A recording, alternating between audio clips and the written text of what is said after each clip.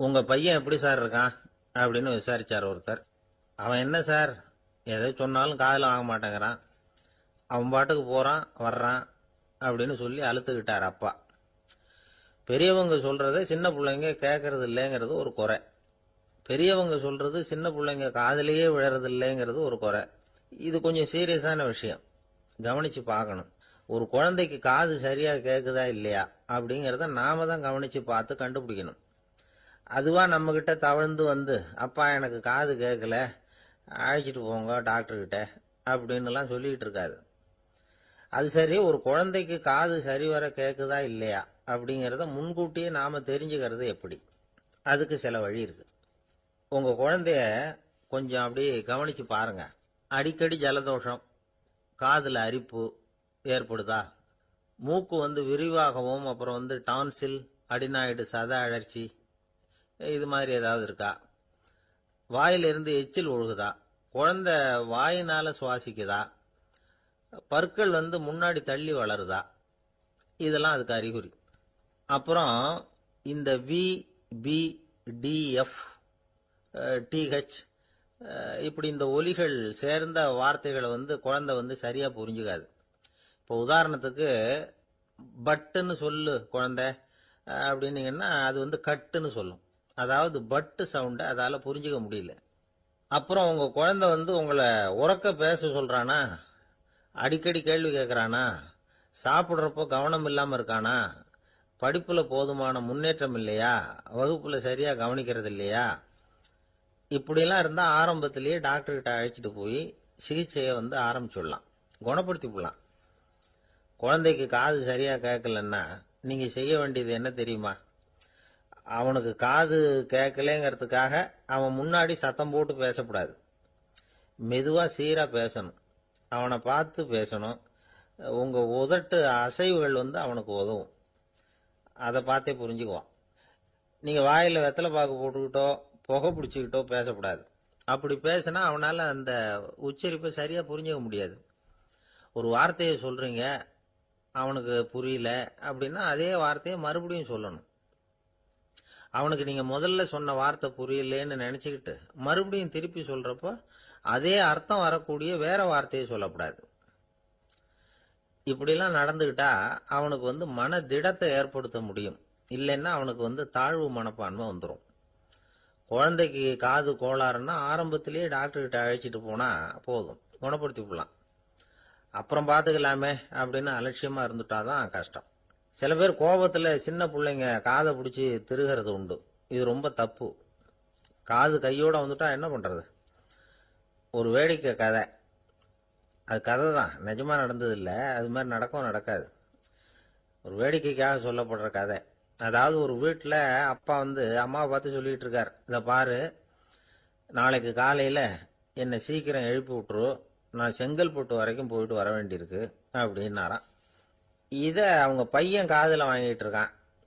அப்பாவுக்கு சிரமம் வேண்டாமே அப்படின்னு நினைச்சு அவனே காலையில யாருக்கும் தெரியாம எழுந்திருச்சு புறப்பட்டு செங்கல்பட்டு போட்டான். சாயந்தரமா திரும்பி வந்தான். அப்பா பையனை காணாம அலமோதிக்கிட்டு இருக்கிறார். சாயந்தரமா பையனை பார்த்ததும் எங்கடா போயிட்டு வந்தேன்னு கேட்டார் கோவமா.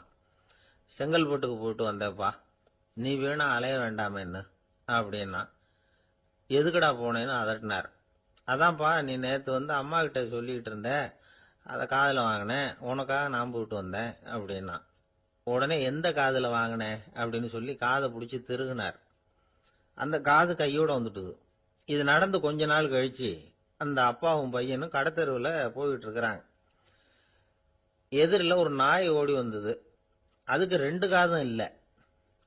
என்ன இது, இந்த நாய்க்குட்டிக்கு 2 காதும் இல்லை அப்படின்னாரு அப்பா.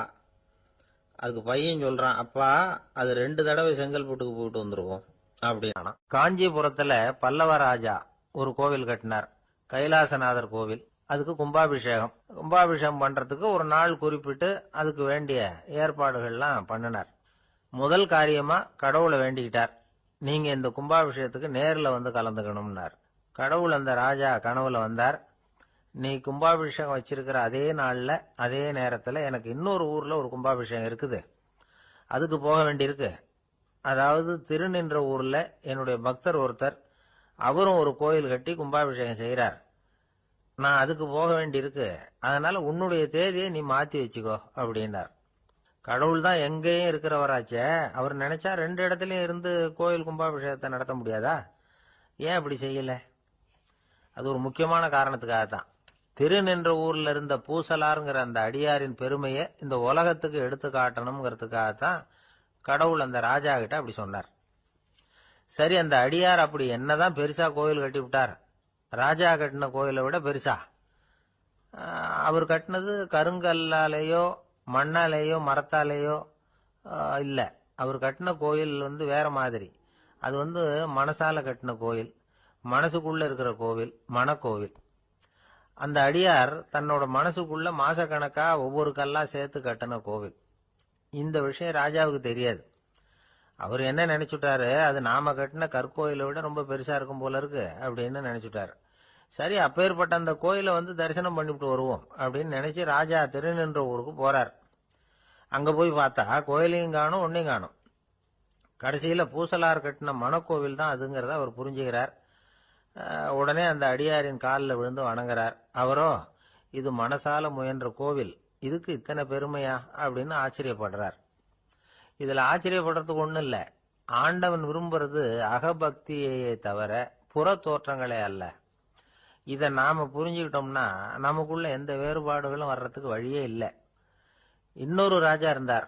அவரு ஆண்டவனுக்கு படைக்கிறதுக்காக ஒரு தார் நல்ல செவ்வாழை பழமா எடுத்துக்கிட்டு போகணும்னு நினைச்சார். அதனால முத நாளே அதை வாங்கிட்டு வர சொன்னார் வேலைக்காரங்கிட்ட. வேலைக்காரன் போனா கடத்தெருவில் ஒரு தார் பழம் வாங்கினா. வர்ற வழியில அவன் குடிசை.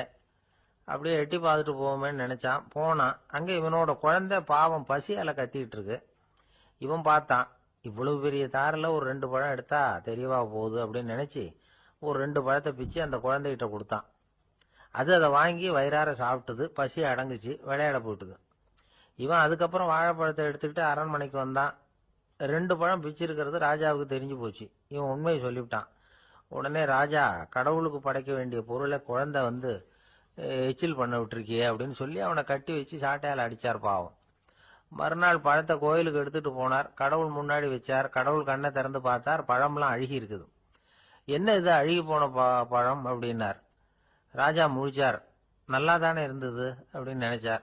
அப்போ கடவுள் அந்த ராஜா கிட்ட சொன்னாராம், இத பார்ப்பா, இந்த தாரில் 2 பழம் தான் நல்ல பழம். அந்த 2 பழங்களையும் நேத்துக்கே நான் சாப்பிட்டுட்டேன் அப்படின்னாராம். அப்பதான் ராஜாவுக்கு புரிஞ்சுது, ஏழை குழந்தையின் பசியை தீர்க்கறதுக்காக உதவுன அந்த 2 பழம் தான் இறைவன் சாப்பிட்ட பழம்னு. இறைவன் இருக்கிற இடம் எது? இதுதான். ஒரு கணவன் மனைவி எப்ப பார்த்தாலும் அவங்க 2 பேருக்கும் இடையில சண்டை வந்துகிட்டே இருந்தது. இதுல என்ன ஆச்சரியங்கிறீங்களா? நான் அதுக்காக சொல்ல வரல, இது வேற விஷயம். அதாவது சண்டை போடாம இருக்கிறதுக்கு வழி சொல்ற தகவல் இது. நான் சொன்ன அந்த கணவன் மனைவி எப்படின்னா, கணவன் ஒரு வார்த்தை சொன்னா மனைவி கிட்ட இருந்து 2 வார்த்தை பதிலா வரும். இதுக்கு கணவன் கிட்ட இருந்து 4 வார்த்தை பதிலா வரும். இப்படி வார்த்தைகள் பெருகி போய் கடைசியில வம்புல முடியும். அந்த அம்மா பொறுத்து பொறுத்து பார்த்தாங்க. அவங்களால தாக்கு பிடிக்க முடியல. பக்கத்து வீட்லயும் ஒரு கணவன் மனைவி இருந்தாங்க. அவங்களுக்குள்ள சண்டை வர்றதில்லை. அது எப்படி அவங்களால மட்டும் சண்டை போடாம இருக்க முடியுது அப்படின்னு இந்த அம்மாவுக்கு ஆச்சரியம். ஒரு நாள் நேரா பக்கத்து வீட்டு அம்மா கிட்டே போய், ஏம்மா, நீங்க எப்படி கணவனும் மனைவியும் சண்டை போட்டுக்காம இருக்கிறீங்க? அது எப்படி முடியுது உங்களால அப்படின்னு கேட்டாங்க. அதுக்குன்னு ஒரு மருந்து இருக்குது, அதை சாப்பிட்டா சண்டை வராது அப்படின்னாங்க அவங்க. சரிங்க, அந்த மருந்தை அவரு சாப்பிட மாட்டாரே, மாட்டேன்னு சொல்லிட்டா என்ன பண்றது அப்படின்னு கேட்டிருக்கிறாங்க இவங்க. அந்த மருந்து அவருக்கு இல்லம்மா, உனக்கு தான் அப்படின்னாங்களாம் அவங்க. அப்படியா? அப்படின்னா கொடுங்க, ரொம்ப நல்லதா போச்சு. அதை எப்படி சாப்பிடுறதுங்கிற விவரத்தையும் சொல்லுங்க, எங்க அது கிடைக்கும்ங்கிறதையும் சொல்லுங்க, வாங்கிக்கிறேன் அப்படின்னு கேட்டாங்களாம் இவங்க. வேற எங்கேயும் போய் வாங்க வேண்டாம், என்கிட்டே இருக்க அந்த மருந்து, அதில் கொஞ்சம் தர்றேன், வாங்கி வச்சுக்க. உன் வீட்டுக்காரர் உன்னோட சண்டையை ஆரம்பிக்கிறப்போலாம் நீ இந்த மருந்தில் ஒரு அவுன்ஸ் வாயில் ஊற்றிக்கணும். அதை உடனே குடிச்சிடக்கூடாது. ஒரு 5 நிமிஷமாவது அது வாயில் இருக்கணும், அதுக்கப்புறம் குடிச்சுடலாம் அப்படின்னு சொல்லி ஒரு பாட்டில் மருந்தை இந்த அம்மா கிட்ட கொடுத்து அனுப்புனாங்களாம். மருந்தை எடுத்துக்கிட்டு இந்த அம்மா வீட்டுக்கு வந்திருக்கிறாங்க. வீடு பூட்டி இருந்ததுனால கணவன் வாசல்லையே காத்துக்கிட்டு இருக்கிறான். மனைவியை கண்டதும் சண்டை போட ஆரம்பிச்சிட்டான். வீட்டை பூட்டி விட்டு எங்கே போய் தொலைஞ்ச, எவ்வளவு நேரமாக ஒரு மனுஷன் வாசல்லையே காத்துட்டு கிடக்கிறது, அப்படி இப்படின்னு கத்த ஆரம்பிச்சிட்டான். மனைவி இதுக்கு பதிலே சொல்லல. அந்த அம்மா பேசாம வீட்டை திறந்தாங்க, சமையல் அறைக்குள்ள போனாங்க, ஒரு அவுன்ஸ் மருந்தை வாயில ஊத்திக்கிட்டாங்க. அன்னைக்கு சண்டை மேற்கொண்டு வளரவே இல்லை, நின்றுட்டுது. மருந்து பரவாயில்ல. அதுக்கப்புறம் பல சந்தர்ப்பங்கள்ல சண்டை வரும் போல இருக்கிற போலாம் இந்த மருந்து அதை நிறுத்தியிருக்கு. பிரமாதமான மருந்தா இருக்குது இது, இதை கொஞ்சம் அதிகமாகவே வாங்கி வீட்டில் வச்சுக்க வேண்டியதுதான் அப்படின்னு முடிவு பண்ணிட்டு இந்த அம்மா மறுபடியும் பக்கத்து வீட்டு அம்மாகிட்ட போனாங்க. எவ்வளவு விலையானாலும் சரி, நான் காசு கொடுத்து வாங்கி வச்சுக்கிறேன், எந்த கடையில் இருக்கு இந்த மருந்து சொல்லுங்க அப்படின்னு கேட்டாங்க. இந்த மருந்துக்கு விலையே கிடையாதுங்க, இலவசமாகவே கிடைக்கும்னாங்களாம் அவங்க. அது எப்படி விலையில்லாமல் இதை விற்க முடியுது அப்படின்னு கேட்டாங்களாம் இவங்க. அது மருந்தா இருந்தா தானே விலை வைக்கிறதுக்கு, அது வெறும் தண்ணி தானே அப்படின்னாங்களாம். வெறும் தண்ணியா சண்டையை நிறுத்துது அப்படின்னு இருக்காங்க இவங்க. அது சண்டையை நிறுத்தல, உன்னோட மௌனம் தான் சண்டையை நிறுத்துது. நீ வாயில தண்ணியை வச்சுக்கிறதுனால எதிர்த்து பேசுறதில்ல, அதனால உன்னுடைய கணவர் கோபம் சாந்தமாயிடுது அப்படின்னாங்களாம் அவங்க. இந்த கதையிலிருந்து சண்டையை நிறுத்துற மருந்து எதுன்னு தெரிஞ்சுக்கிட்டோம் இல்லையா. ஒருத்தர் என்ன பண்ணாரு, பாட்டில்ல தண்ணியை ஊற்றி வச்சுக்கிட்டு அவர்கிட்ட வர்றவங்களுக்கெல்லாம் இதை சிபாரிசு பண்ணலாம்னு நினைச்சிட்டு உட்காந்துருந்தார். ஒரு அம்மா வந்தாங்க. இதை கேட்டுவிட்டு இதையே ஒரு மருந்து மாதிரி கொடுக்கலாம்ங்கிறது அவர் முடிவு. அதனால பாட்டிலில் தண்ணியை அடைச்சி வச்சுக்கிட்டு அதில் கலருக்காக என்னத்தையோ ஒரு ஜீரகம் அது மாதிரி எதையாவது கலந்து வச்சுக்கிட்டு ஒரு மருந்து மாதிரி ஒரு பாவனையில் வச்சுக்கிட்டு உட்காந்துருக்காரு. யாராவது வீட்டில் சண்டைன்னா என்கிட்ட வாங்க மருந்து தரேன்னு. ஒரு அம்மா வந்தாங்க. எனக்கும் என் வீட்டுக்காரருக்கும் அடிக்கடி சண்டை வருதுங்க அப்படின்னு இருக்காங்க. கவலைப்படாதம்மா, நான் ஒரு மருந்து தரேன்னு சொல்லி வீட்டுக்குள்ளே போய் ஒரு பாட்டில் எடுத்து வந்து கொடுத்தார். பாட்டிலில் இருக்கிறது என்னங்கிறத சொல்லிவிட்டு அது பேரில் மரியாதை வராது இல்லையா, அதனால சொல்லலை. அந்த அம்மா வாங்கிட்டு போனாங்க. 4 நாள் கழிச்சு திரும்பி வந்தாங்க. என்னம்மா வீட்டில் சண்டை நின்று போச்சான்னு கேட்டிருக்காரு இவர். அங்கே நின்று போச்சுங்க, இப்போ உங்ககிட்ட ஆரம்பமாக போகுதுன்னாங்களாம். என்னம்மா அப்படின்னு இருக்காரு இவர் பயந்து போய். பின்ன என்னங்க, நீங்கள் என்ன மருந்து கொடுத்துருக்குறீங்க என்னங்க அப்படின்னாங்களாம் கோவமா. அது வெறும் தண்ணி தானே அப்படின்னு இருக்காரு இவர். தண்ணியா இது, நல்லா பாருங்க அப்படின்னு அந்த பாட்டில் நீட்டினாங்களாம். இவர் வாங்கி பார்த்துருக்காரு. அப்புறம் தான் விஷயம் புரியுது அவருக்கு. இவர் கை தவறுதலா அவங்க வீட்டில் இருந்த மண்ணெண்ணெய் பாட்டில் எடுத்து அவர்கிட்ட கொடுத்துருக்குறாங்க. அப்புறம் என்ன ஆகும், சண்டை வராம. ஆந்திர நாட்டில் ஒரு அரசர் இருந்தார். அந்த அரசர்கிட்ட ஒரு அமைச்சர் இருந்தார். அந்த அமைச்சர் பேரு ராயண பாஸ்கர். அவர் ஒரு பெரிய அறிவாளி. அது மட்டும் இல்ல, மிகச்சிறந்த கொடையாளி. யார் எது கேட்டாலும் இல்லைன்னு சொல்ல மாட்டாராம். அதன் காரணமாகவே அவர்கிட்ட இருந்த செல்வம் நாளுக்கு நாள் குறைஞ்சிக்கிட்டே வந்துட்டு தான். கடைசியில் குடும்பத்துக்குன்னு எதுவும் வைக்காமலே அவர் போய் சேர்ந்துட்டார். மகனும் இறந்துட்டார். அந்த குடும்பத்தில் மிஞ்சி இருந்தது அவருடைய மருமகள், ஒரு பேரன், அவ்வளவுதான். இருந்த ஒரே சொத்து பழுதடைஞ்ச ஒரு வீடு. அந்த அம்மா மற்ற வீடுகளில் வேலை செஞ்சு தன்னுடைய பிள்ளைய படிக்க வச்சுக்கிட்டு வராங்க. அந்த புள்ள ஒரு பெரிய வள்ளலுடைய பேரன்கிறது அந்த பள்ளி வாத்தியார்களுக்கும் தெரியும். அதனால அவங்களும் இவங்கிட்ட கொஞ்சம் அன்பாகவும் அக்கறையாகவும் பழகி பாடம் சொல்லி கொடுத்துக்கிட்டு இருக்கிறாங்க. ஒரு நாள் ஒரு புகழ்பெற்ற கவிஞர் ஒருத்தர் அந்த பள்ளிக்கூடத்துக்கு வந்திருக்கிறார். ஆசிரியர்கள் கிட்ட பேசிக்கிட்டு இருந்தப்ப ஒரு செய்தியை சொன்னாராம். ராயண பாஸ்கருங்கிற வள்ளல் எனக்கு நிறைய உதவிகள் செஞ்சிருக்கார், என்னை பாராட்டி பரிசுகள்லாம் கொடுத்துருக்கிறார். அந்த வள்ளல் வாழ்ந்த கிராமத்தை பார்க்கணுங்கிறதுக்காக தான் இப்போ இங்கே வந்திருக்கிறேன் அப்படின்னாராம். ஆசிரியர் உடனே இந்த பையனை கூப்பிட்டு, இதை பாருங்க, இவன் யார் தெரியுமா, நீங்க குறிப்பிடுகிற அந்த வள்ளலின் பேரன் அப்படின்னு அறிமுகப்படுத்தினாராம். கவிஞரின் கண்கள்ல ஆனந்த கண்ணீர். அந்த பரவச நிலையிலேயே அந்த வள்ளலை பற்றி கவி பாட ஆரம்பிச்சுட்டாராம். இந்த சின்ன பையன் அதை கேட்டிருக்கிறான். உடனே என்ன பண்ணான் தெரியுமோ, தன் கையில் அணிஞ்சிருந்த ஒரு பொன் வளையலை கழட்டி அந்த கவிஞருக்கு பரிசா கொடுத்துட்டானாம். எல்லாருக்கும் ஆச்சரியம். தாத்தா இருக்கும் நிலையில கொடுத்தார், பேரன் இல்லாத நிலையிலையும் கொடுக்குறான். பையனை எல்லாரும் பாராட்டினாங்களாம். இருந்தாலும் அவனுக்குள்ள ஒரு பயம் எதுவும் ஆரம்பமாச்சு. பள்ளிக்கூடம் விட்டு வீட்டுக்கு வரும்பொழுது அந்த பயம் இன்னும் அதிகமாயிட்டுது. அம்மா என்ன சொல்லுவாங்களோ தெரியலையே, ஏதோ திடீர்னு தோணிச்சு வளையல கழட்டி கொடுக்கணும்னு கொடுத்துட்டோம். குடும்பம் இருக்கிற நிலையில இப்படி நான் செஞ்சது தப்பா, வீட்டு செலவுக்கே அம்மா எவ்வளவு கஷ்டப்படுறாங்க, வீட்டுக்கு போனதும் என்ன நடக்குமோ தெரியலையே அப்படின்னு நினைச்சு பயந்துகிட்டே அவன் வீட்டுக்குள்ள அடி எடுத்து வைக்கிறான். அம்மா கூப்பிட்டு சாப்பாடு போட்டாங்க. அவங்க கண்ணில் படக்கூடாதுங்கிறதுக்காக ஒரு கையை பின்னாடி மறைச்சிக்கிட்டே இருந்தான். அம்மா இதை கவனிச்சுட்டாங்க. ஏய், உன் கையை ஏன் அப்படி வச்சிருக்கிற, உன் கைக்கு என்னாச்சு, ஏதாவது அடிபட்டு போச்சா அப்படின்னு கேட்டுக்கிட்டே கையை எடுத்து பார்க்குறாங்க. வளையல காணலை. வளையல் எங்க அப்படின்னு கேட்குறாங்க. இவன் தயங்கிக்கிட்டே நடந்ததை சொல்கிறான். அதை கேட்டதும் அந்த அம்மாவோட முகம் கோபத்தால் செவந்து போச்சான். முட்டாளே, என்ன காரியம் பண்ண அப்படின்னு கன்னத்தில் அரைஞ்சிட்டாங்களாம். அம்மா, என்னை அடிக்காத, ஏதோ தெரியாமல் தப்பு பண்ணிட்டேன் அப்படின்ட்டு இருக்கான். மகனே, வளையலை கொடுத்ததுக்காக நான் உன்னை அடிக்கலை அப்படிங்க, பின்ன எதுக்கு அடிச்சேன்னு கேட்டிருக்கான். உன் பாட்டனார் ஒரு பெரிய வள்ளல், அவர் எதையும் பாதி வேலையை செய்யறதில்ல. அவருடைய பேரை நீ அரைகுறை வேலை செஞ்சுட்டு வந்திருக்கிற அப்படின்னாங்களாம். என்னம்மா சொல்றேன் இருக்கான். நீ ஒரே ஒரு வளையல மட்டும்தானே கழட்டி கொடுத்துருக்குற. கொடுக்கறதா இருந்தா ரெண்டையும் சேர்த்துல கொடுத்துருக்கணும். அதுதானே உங்க தாத்தாவுக்கு பெருமை அப்படின்னாங்களாம். அம்மா தெரியாம இப்படி செஞ்சுட்டேன், உங்ககிட்டயும் அரை வாங்கிட்டேன் அப்படி இப்படின்னு அவன் சொல்லியிருக்கிறான். இப்போ அம்மா கொஞ்சம் இருங்க, அந்த கவிஞர் இன்னைக்கு நம்ம ஊர்ல தான் தங்கியிருப்பார். நாளைக்கு காலையில தான் அவர் வந்து எங்க இருக்காருன்னு விசாரிச்சு இன்னொரு வளையலையும் கொடுத்துட்றேன் அப்படின்னு இருக்கான். மகனே, நல்ல செயல்களை எல்லாம் நாளைக்குன்னு ஒத்தி போடாத. நாளைக்கு என்ன நடக்குங்கிறது யாருக்கு தெரியும். இப்பவே போ, எங்க இருக்காருன்னு பாரு அப்படின்னு இருக்காங்க. மகன் புறப்பட்டான். பள்ளி ஆசிரியர்கிட்ட போய் கேட்டானா அந்த கவிஞர் எங்க இருக்காருன்னு. அவர் சொன்னாராம். உடனே போய் அவர் இருக்கிற இடத்துல கதவை தட்டியிருக்கான். ராத்திரி நேரத்தில் இவனை கண்டதும் அவருக்கு ரொம்ப ஆச்சரியம். இவன் இன்னொரு கை வளையலையும் எடுத்து நீட்டியிருக்கான். அவர் திகைச்சு போய் நிற்கிறார். அவரால் என்ன பண்றதுன்னே தெரியல. ஆனந்த கண்ணீர். இது வந்து பெரியவர்கள் கூற கேட்ட ஒரு வரலாறு. இன்னைக்கு இப்படிப்பட்டவங்களை பார்க்க முடியுமா?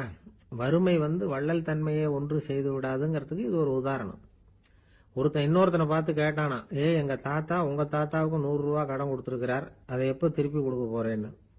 கவலைப்படாத, எங்க பேரன் அதை உங்க பேரன்ட்ட திருப்பி கொடுத்துருவான் அப்படின்னு நானா. ஒரு ஊர்ல ஒரு மன்னர் இருந்தார். புத்தி கூர்மை உள்ள ஒரு மன்னர். பொதுவா மன்னர்களுக்கு சந்தேகம் வந்தா சபையில உள்ள சான்றோர்கள் கிட்ட கேட்டு தெரிஞ்சுக்கிறது தானே வழக்கம். ஆனா இங்க அப்படி இல்லை. மற்றவங்களுக்கு சந்தேகம் வந்தா மன்னர்கிட்ட வந்து கேட்டு தெரிஞ்சுக்குவாங்க. அது மாதிரி கேட்டு தெரிஞ்சுக்கிறதுக்காக ஒரு பெரியவர் ஒரு நாள் வந்தார். அவர் கையில 3 பொம்மைகள் வச்சிருந்தார். 3 ஒரே மாதிரி பொம்மைகள், கொஞ்சம் கூட வித்தியாசம் தெரியல. ஏது இந்த பொம்மைன்னு கேட்டார் மன்னர். எனக்கு வேண்டியப்பட்ட ஒருத்தங்கிட்ட இருந்து இதை வாங்கிட்டு வந்திருக்கிறேன். நான் தான் அவன்கிட்ட இந்த பொம்மையை செஞ்சு கொடுக்க முடியா கேட்டுக்கிட்டேன். அவன் ரொம்ப புத்திசாலி, அவன் தான் இதை செஞ்சு கொடுத்தான். ஆனா அதுல ஒரு சிக்கல் அப்படின்னார். என்ன பிரச்சனைன்னு கேட்டிருக்காரு இவர். நான் அவன்கிட்ட கேட்டது 3 விதமான பொம்மைகளா இருக்கணும்னு கேட்டேன். அவன் என்னடான்னா 3 ஒரே மாதிரியா செஞ்சு கொடுத்துட்டான் அப்படின்னார். அவன்கிட்டயே கேட்கறது தானே அப்படின்னு இருக்காரு இவர். கேட்டேன். அவன் என்ன சொல்றான்னா, இது 3 ஒரே மாதிரி பொம்மை கிடையாது, 3 விதம், ஒண்ணுக்கு ஒண்ணு வித்தியாசம் இருக்குது. இந்த 3 பொம்மையும் 3 விதமான நண்பர்களுக்கு உதாரணங்கள் அப்படின்னு சொல்றான். எனக்கு ஒன்றும் புரியல, அதுதான் உங்ககிட்ட வந்தேன் அப்படின்னார். சரி, அந்த பொம்மைகளை இப்படி கொடுங்க அப்படின்னு வாங்கினார் மன்னர். எடுத்துக்கிட்டு உள்ள போனார். கொஞ்ச நேரம் கழிச்சு வெளியில வந்தார். அதுக்கப்புறம் சொன்னார், இத பாருப்பா, அவன் சொன்னது சரிதான், 3 விதம் தான். இது இருக்குதே முதல் பொம்மை, இது வந்து உத்தமமான நண்பனுக்கு உதாரணம். இந்த 2வது பொம்மை வந்து இது வந்து மத்தியமமான நண்பனுக்கு உதாரணம். அந்த 3வது பொம்மை இருக்குதே அது வந்து மோசமான நண்பனுக்கு உதாரணம். இதை செஞ்சவன் உண்மையிலேயே பெரிய அறிவாளி தான் அப்படின்னாராம். வந்தவருக்கு ஒன்றும் புரியல. பார்த்தா ஒன்றும் வித்தியாசம் தெரியலையே அப்படின்னு அவன் குழம்பி போய் நிற்கிறான். இப்போ அந்த மன்னர் வந்து விளக்கம் கொடுக்கிறார். அந்த 3 பொம்மையையும் எடுத்து முன்னாடி வச்சார். ஒரு மெல்லிய கம்பிய கையில எடுத்தார். அந்த முதல் பொம்மை காதுல விட்டார். கொஞ்ச தூரம் உள்ள போய் அப்படியே நின்னுட்டுது அந்த கம்பி. அப்புறம் 2வது பொம்மை காதுல அந்த கம்பியை விட்டார். அந்த கம்பி என்னாச்சுன்னா அப்படியே அது வாய் வழியா வெளில வந்தது. 3வது பொம்மை காதுல கம்பியை செலுத்தினார். அது நேரா இன்னொரு காது வழியா வெளியில வந்தது. இப்ப இந்த முதல் வகை இருக்குதே, அது மாதிரியான நண்பர்கள் எப்படி தெரியுமா? நம்ம கஷ்டத்தை அவங்க கிட்ட சொன்னா பேசாம கேட்டுக்குவாங்க. வெளியில அதை யாருகிட்டையும் சொல்லிட்டு இருக்க மாட்டாங்க. வெளியில தெரியாம நமக்கு உதவி பண்ணுவாங்க. செஞ்சுட்டு அதை நான் தான் செஞ்சேன்னு சொல்லிட்டு இருக்க மாட்டாங்க. அதுதான் கம்பி ஒரு காது வழியா போய் உள்ளேயே நின்னுட்டுது. 2வது பொம்மையில கம்பி என்னாச்சு, ஒரு காது வழியா போய் வாய் வழியா வெளியில வருது. இது மாதிரியான நண்பர்கள் கிட்ட வந்து நாம கஷ்டத்தை சொன்னா அதை அவங்க 4 பேர்கிட்ட போய் சொல்லி நமக்காக உதவி கேட்பாங்க. நமக்குன்னு கேட்டு வாங்கி அதை நம்ம கிட்ட கொண்டுட்டு வந்து கொடுப்பாங்க. இவங்க வந்து மத்தியமமான நண்பர்கள். 3வது பொம்மையில ஒரு காது வழியா செலுத்துற கம்பி இன்னொரு காது வழியா வெளியில வந்துருது. இது மாதிரியான நண்பர்கள் கிட்ட நம்ம கஷ்டத்தை சொன்னா அவங்க காது கொடுத்து கேட்கறது மாதிரி நடிப்பாங்க. அப்படியே இன்னொரு காது வழியா அதை வெளில விட்டுருவாங்க. அதை பத்தி கவலைப்பட மாட்டாங்க. இதுதான் இந்த பொம்மைகளுக்குள்ள இருக்கிற வித்தியாசம் அப்படின்னு விளக்கம் கொடுத்தாராம் மன்னர். படிக்கிற பிள்ளைங்கள்லயும் இது மாதிரி 3 வகை உண்டு. சில பேர் காதால வாங்கி மனசுல வச்சுக்குவான். சில பேர் காதால வாங்கி பேனாவால எழுதி விடுவான். சில பேர் ஒரு காதால வாங்கி இன்னொரு காதால வெளியில விட்டுருவான். ஒரு பையன் வகுப்புல ஆசிரியர் பாடம் நடத்தும் பொழுது தலையை வேகமா ஆட்டி ஆட்டி கேட்பானான். ஏண்டா இப்படி தலையை இப்படி ஆட்டுற அப்படின்னு கேட்டிருக்கான் பக்கத்துல இருந்தவன். தலையை ஆட்டினா தாண்டா ஒரு காது வழியா உள்ள போறது இன்னொரு காது வழியா வெளியில வேகமா வெளில போகும் அப்படின்னு நானும் அந்த பையன். லோகமானிய பாலகங்காதர திலகர் இருந்தார்ல, அவருக்கு 15 வயசுலயே கல்யாணம் நடந்துதான். மனைவி பேரு தபிபாய். ரொம்ப பெரிய குடும்பத்து பொண்ணு, நல்ல குணம். அவங்க குடும்பம் நடத்திக்கிட்டு இருக்கிறாங்க. அந்த காலத்துல திருடர்கள் பயம் அதிகம். இந்த காலத்துல மட்டும் என்னன்னு கேக்குறீங்களா? நீங்க கேக்குறது நியாயம்தான். இருந்தாலும் இந்த காலத்து திருடனுக்கும் அந்த காலத்து திருடனுக்கும் ஒரு முக்கியமான வித்தியாசம் உண்டு. அதாவது அந்த காலத்து திருடன்லாம் நியாயம் அநியாயம் பாக்குறது உண்டு, இந்த காலத்துல அப்படி பாக்குறது இல்லை.